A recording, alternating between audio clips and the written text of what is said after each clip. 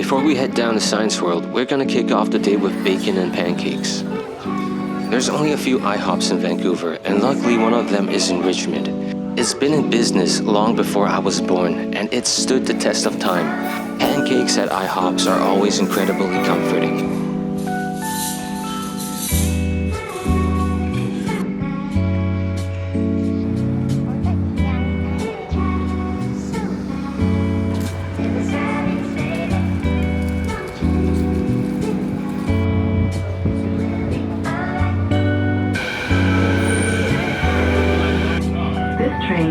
Waterfront. Hopping on a SkyTrain, the view always feels like a breath of fresh air, but it eventually goes underground as we reach downtown. It's been the longest time since I've last been to Science World, probably back in elementary school, as I can already see all the yellow magic school buses parked outside.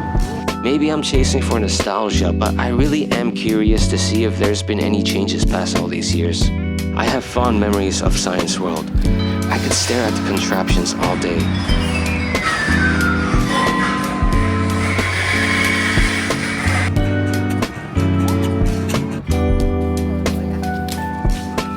Ticket prices are around $25 to enter one of Vancouver's coolest landmarks. So beautiful at night when it lights up, it's gonna have a lot of tourists wondering what it is. And inside is actually a learning center for kids. I used to go to Science World on field trips annually, counting that day down like Christmas because it would be so much fun. It was never really about the science, but all fun and games with friends, classmates, and good times. Relax the move towards.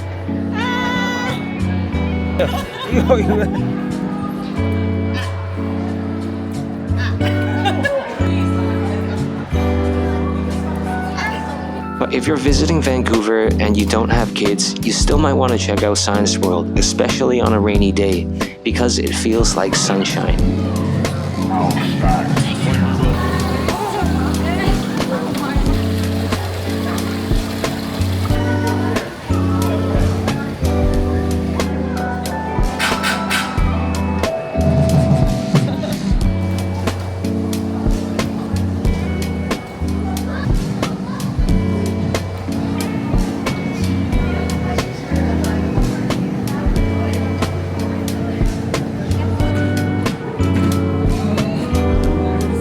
Vancouver is just so multicultural. It's believable that kids from conflicting nations are gonna share a classroom. And when we think about all the religions and politics beyond our control, science keeps us moving forward.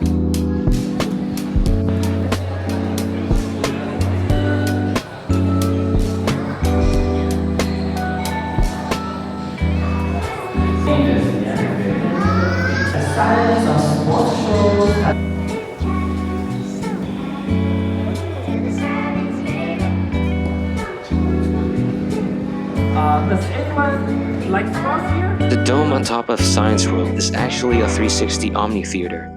I'm not sure why it's not operating anymore, but it used to be the coolest feature of Science World. I remember me and my mom having the theater to ourselves on a slow day, and it was like looking at the stars staring out into space. We're heading into Commercial Drive, which is not too far away from Science World. And in my opinion, it is one of Vancouver's coolest neighborhoods. A lot of Italians living around here, dubbed the Little Italy of Vancouver.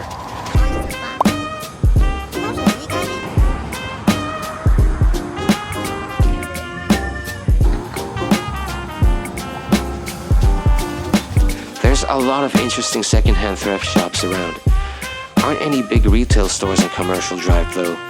Most of the stores on the street are independent shops that show a lot of heart and passion. There's a lot of personality on display from the interior to the decor, bringing out a lot of vintage vibes. And I guess wherever Italians go, a lot of fancy restaurants follow, which is why we're in the area for lunch today.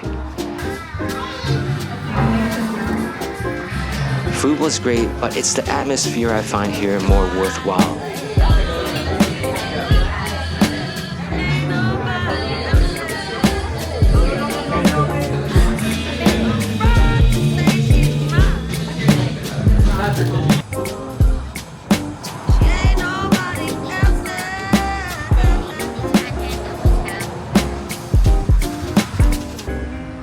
neighborhood not far from downtown East Side, I had my guard up coming to Commercial Drive. But on this street, business seems to be respected, meaning it's probably mafia protected. The alleyways are clean, nothing smells funny. It actually smells quite nice here up on the drive.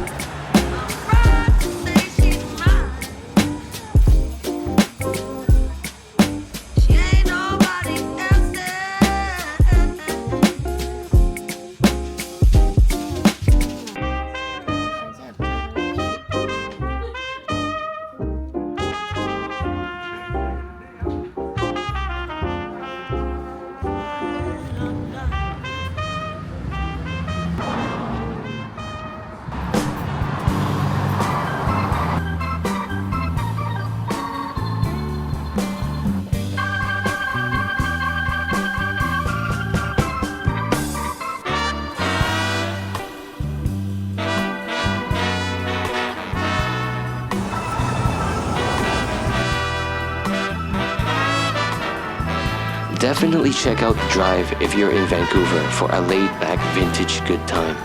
This place was really chill, and overall I felt like there's a lot of cool, interesting people around that feel and vibe like musicians. Wish I walked you out again, because I despise the man in the mirror.